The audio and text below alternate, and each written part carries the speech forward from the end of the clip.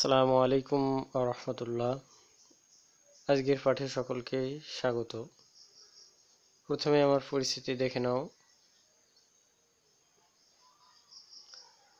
পাঠ পরিচিতি হচ্ছে শ্রেণী পঞ্চম, বিষয় গণিত, অধ্যায় দ্বিতীয়, পাঠ ভাগ।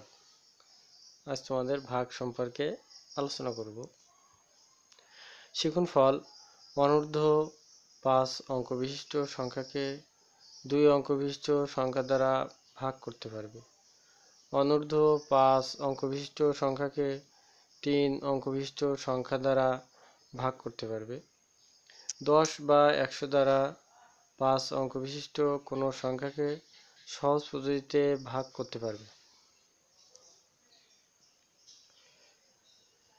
তোমার কাছে 6টি আম আছে, তা থেকে তোমার 2 বন্ধুকে কয়টি করে দিতে পারবে?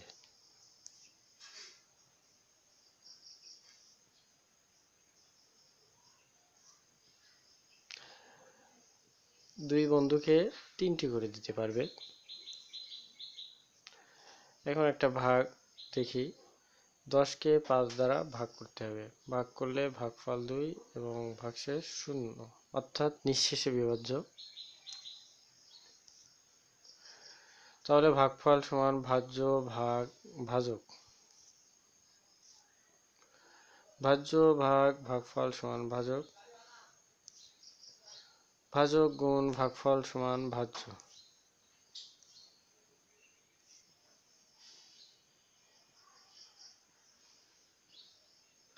যদি নিঃশেষে বিভাজ্য না হয় সেক্ষেত্রে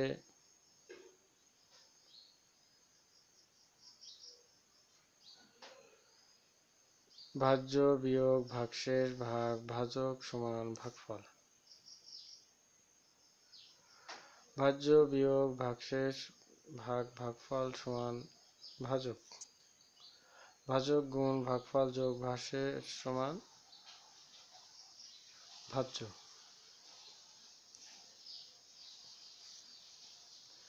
এখানে আরেকটি ভাগ দেখি যে 5 দ্বারা যদি 11কে ভাগ করা হয় তাহলে সেটি নিঃশেষে বিভাজ্য নয়। সেক্ষেত্রে আমরা যে ভাজ্য বিয়োগ ভাগশেষ ভাগ ভাজক সমান ভাগফল। ভাজ্য বিয়োগ ভাগশেষ ভাগ ভাগফল সমান ভাজ্য।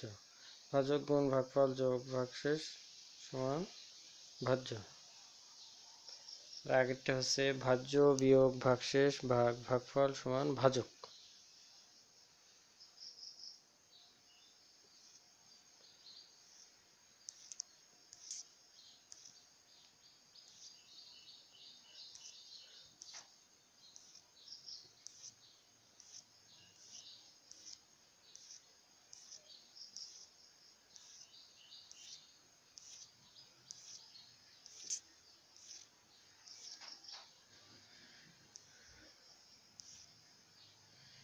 এখন একটা অঙ্ক দেখো যে এখানে 22 দ্বারা 5724কে ভাগ করলে ভাগফল হয় 225 আর ভাগশেষ হয় 24, 239। তার মানে ভাগশেষ হয় 82।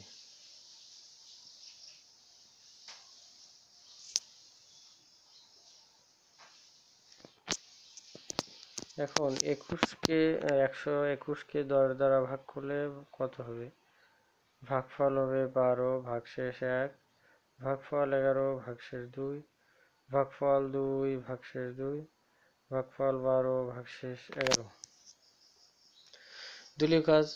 একটি কোম্পানির ব্যবসায় 95,200 টাকা লাভ হলো এবং তা কর্মচারীদের মধ্যে সমানভাবে ভাগ করে দেওয়ার সিদ্ধান্ত হলো।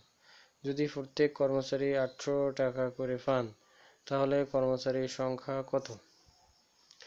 মূল্যায়ন। একটি বাক্সে 250টি বস্তু প্যাকেট করা যায়। এরকম 43,548টি বস্তু প্যাকেট করার জন্য কয়টি বাক্স প্রয়োজন? বাড়ির কাজ। 5220কে 100 দ্বারা ভাগ করলে কত হয়?